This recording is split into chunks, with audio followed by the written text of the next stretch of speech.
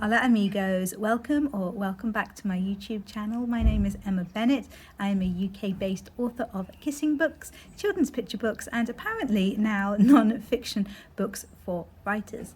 Today I was wanting to give a few suggestions of things that you can do during Preptober if you are a pantser.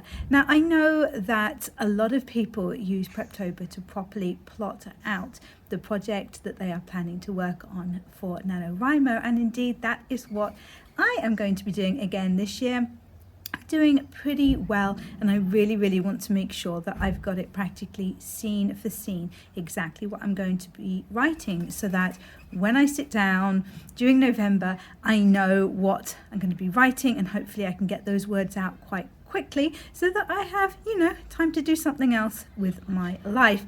But I appreciate that not everybody works this way, and that there are plenty of writers who prefer to fly by the seat of their pants. So what can you guys be doing during Preptober to set yourself up for success next month?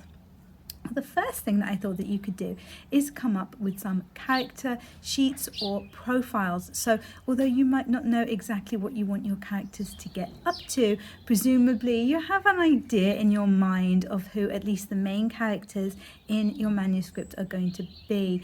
So maybe you could at least put down their physical characteristics. Maybe you could think about their background, their beliefs, stuff like that, that you can get down and you can have it as a reference for when you actually start writing. Second thing that you could work on is some descriptions for the settings. If you know where your manuscript is going to be set, it might be that you need to do a little bit of research into wherever that is. I had a book which is now called The One That Got Away. It was originally His Secret Daughter, and about half of that book is actually set in Spain, and I had a great time researching that location, as you can imagine, but I did need to research it. There was work involved, and trying to do that at the same time as actually writing the book, especially if you are writing the book quite quickly, can frankly be a pain in the bum. So anything that you can do to kind of set yourself up for knowing a little bit about where your story is going to be set, I think could be really useful.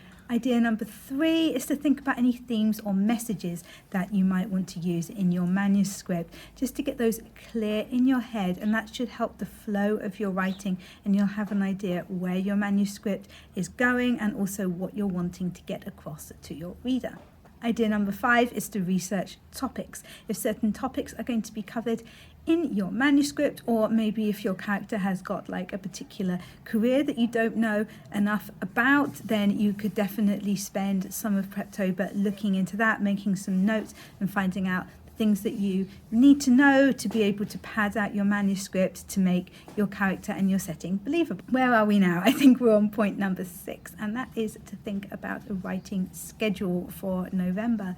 Writing 50,000 words is huge, and it requires a lot of time.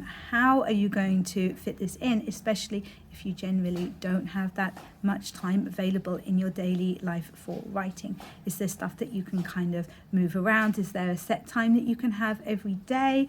Or is it more a case of that you're fitting what you can during weekdays, and then at the weekend you really try to get some heavy word days in?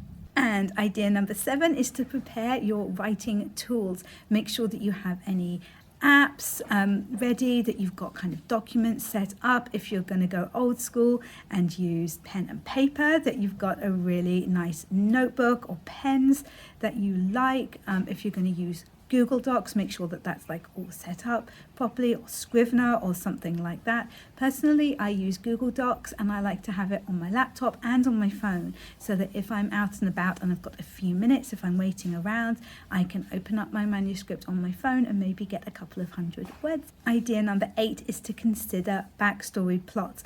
These might not be things that necessarily happen during your story, but they might be things that have happened to your character in the past, or to the world that you've created in the past, and it could be handy to know. It might be that you end up weaving some of these into your story in the end, but it can be a good way to get to know your character or your world, and a lot of fun too. Idea number 9 is to have some sort of feedback group assembled. It is really great to have some beta readers ready, or even a critique partner ideally. if you work that way so that you can kind of bounce ideas off each other. If there's something that you're not sure about, you've got someone that you trust who can give you some great feedback. And having that in place before November means that if you do run into a brick wall and you need some help, you've got someone there that you know you can talk to. And idea number 10 is just to clear as much off your plate as possible before NaNoWriMo actually starts. Get those appointments done. If you need a doctor's appointment or a dentist appointment, get them done. Set up extra childcare if you need. Maybe even consider batch cooking some meals just so that it's quicker for you to cook dinner in the evening and you can get on with writing. Anything like that that can get you a little bit of extra time and make your life a little bit less stressful during November, I think could really help. Well, thank you so much for joining me for this video. It has actually started to rain out here now, so I will end and go back inside in the dry.